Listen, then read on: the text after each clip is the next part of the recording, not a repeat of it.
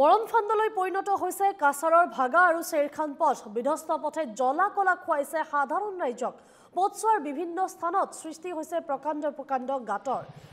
গাঁতৰ মাজৰে ৰাইজে বিপদসংকুলভাৱে এতিয়া যাতায়াত কৰিব লগা হৈছে এই সন্দৰ্ভত আগবঢ়াইছো আমাৰ শিলচৰৰ সাংবাদিক আহানুল আহমেদৰ এক প্ৰতিবেদন বাৰিষা অহাৰ পূৰ্বেই ৰাজ্যৰ বাটপথসমূহে এক ভয়ংকৰ ৰূপ ধাৰণ কৰিছে আৰু মই বৰ্তমান উপস্থিত আছো কাছাৰ জিলাৰ অসম মিজোৰাম সীমান্তৱৰ্তী বাগা চেৰখান ৰোডত আৰু মোৰ পিছফালে যিটো পথ আপোনালোকে দেখি আছে এই পথটো হৈছে বাগা চেৰখান সংযোগী যি পথ এই পথৰ দৃশ্য আপোনালোকে দেখি আছে পথটোত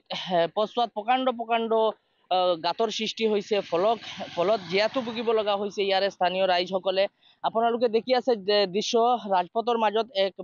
পুখুৰী সদৃশ যে এক দৃশ্য আপোনালোকে দেখি আছে এক ভয়ংকৰ দৃশ্য মৰণফান্দত পৰিণত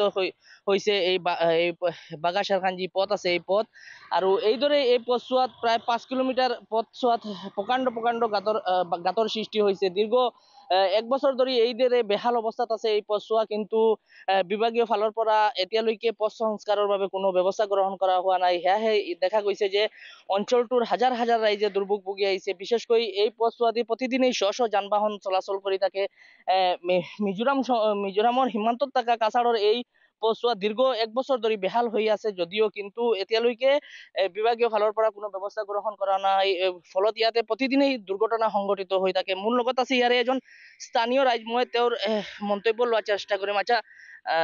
দাদা এই পথের অবস্থা কতদিন থেকে এইরকম প্রায় 4-5 মাস থেকে এরকম হয়েছে আমরা বৃষ্টি হওয়ার পর থেকে এরকম হয়েছে রাস্তাটা মানে বেজান গাড়ি অ্যাক্সিডেন্ট হওয়ার বা আমরা যাওয়া আবার বেশি অসুবিধা হওয়ার আজ ওই যখন না জল এখান থেকে এখন কমছে ওই জল ছাড়া অতটুকু পর্যন্ত জল ভরে যায় গিয়া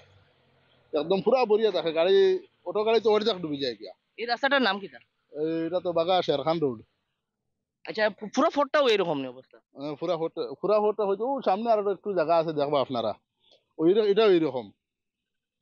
ও পান্ডের ঘরের সামনে যাচ্ছেন এটাও এইরকম মোটামুটি জায়গাটা রাস্তাটা খুবই খারাপ আছে বেহাল অবস্থা ডিপার্টমেন্ট দিয়ে কোনো সংস্কারের কোনো কাজ হয় না কোনো কাজ না এখনো আপনারা এখানের পরিমল শুক্লবৈদ্য গত 10 বছরের বিধায়ক আসলা বর্তমানে তাই এমপি হয়েছে তাই নাকি তাই এই রাস্তার আমরা আগে মিটিং যখন হয়েছে মিটিং তাই কইছেন এই রাস্তাটা অলরেডি স্যাংশন হয়ে গেছে এখনো কিন্তু আমরা রাস্তার কাজটা